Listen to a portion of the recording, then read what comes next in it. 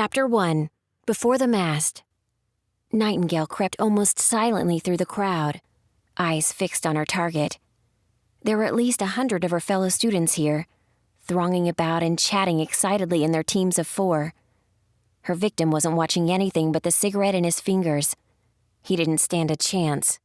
Air rushed around Nightingale as she jumped, latching onto Zeke's back with both arms like a monkey around a tree. "Zeke!" Her voice came out somewhere between a squeal and a screech, loud enough that a few nearby students turned to stare. Her friend grunted and spluttered, the cigarette tumbling away from his mouth. "You trying to kill me?" Nightingale dropped to the ground behind him. "You don't need my help for that." She extinguished the still smoldering cigarette with a well-placed step. "You've been here as long as I have.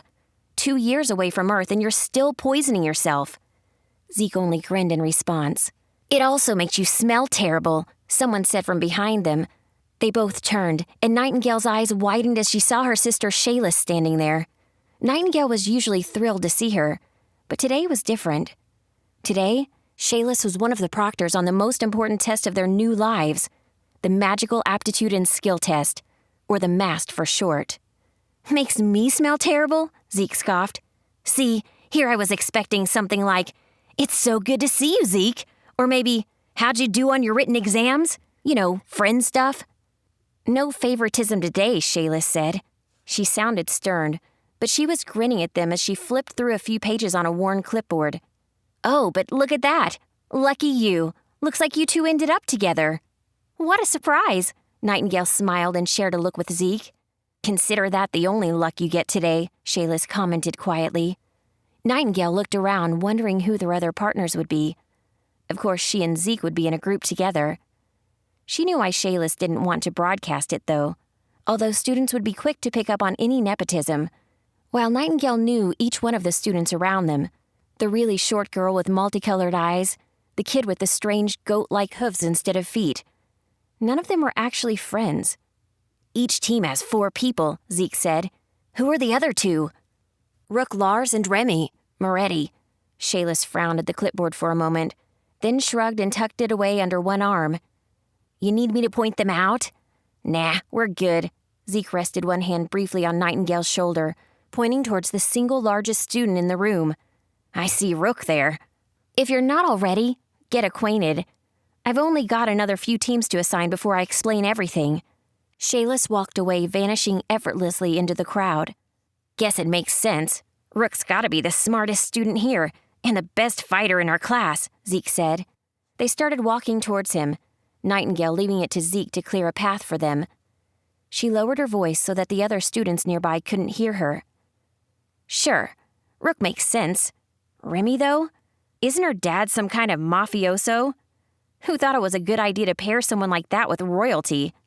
Couldn't make it look like favoritism, I'd bet, so they pick us a boat anchor to balance out our shared awesomeness." Zeke shrugged. "Every team has 4. So long as she doesn't slow us down, we'll be fine." It looked like the other half of their team was already assembled. Rook was easily doubled the size of Nightingale, with hands like hammers and a beard like a lion. "Hey, Zeke," Rook called. They met with a bone-cracking embrace. Remy stood just behind him, arms folded awkwardly in front of her. She looked up, smiling politely and extending a hand. "Hey, I guess we're together for the test, Princess Nightingale Arson, ma'am." Remy peered at Nightingale through impressive multicolored dreadlocks.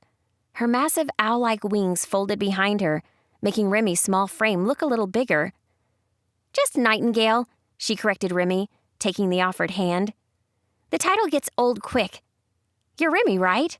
"Yeah." Remy looked past her, up to the gigantic Rook, who was still talking with Zeke. "I know I'm probably not the sort of teammate you were hoping for." Nightingale blushed, unable to meet her eyes. Had Remy somehow overheard her talking to Zeke on the way over? She didn't get a chance to respond, because at that moment her sister stepped up onto a raised platform at the edge of the hall and started shouting, "All right, listen up, everyone." They did. Shayla smiled. "Welcome to the Magical Aptitude and Skill Test.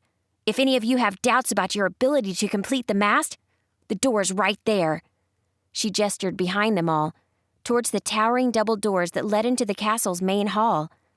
A few stern teachers stood there, their armor polished and their weapons sharp. You will be required to go through the Acerbis, the Academy's training dungeon. The Acerbis is the real deal. Don't think the force fields of the bellicose cubes make up for stupid mistakes, because they don't. These monsters will kill you if you're not careful. There were a few seconds of silence. Nobody left, and Shayla's expression grew more intense. All right, we're going to walk through the doors behind the armory. Each of you is entitled to 1 pack of supplies. Choose wisely. If you get halfway through the test before you realize you didn't bring something important, too bad. She paused, waiting for her statement to sink in.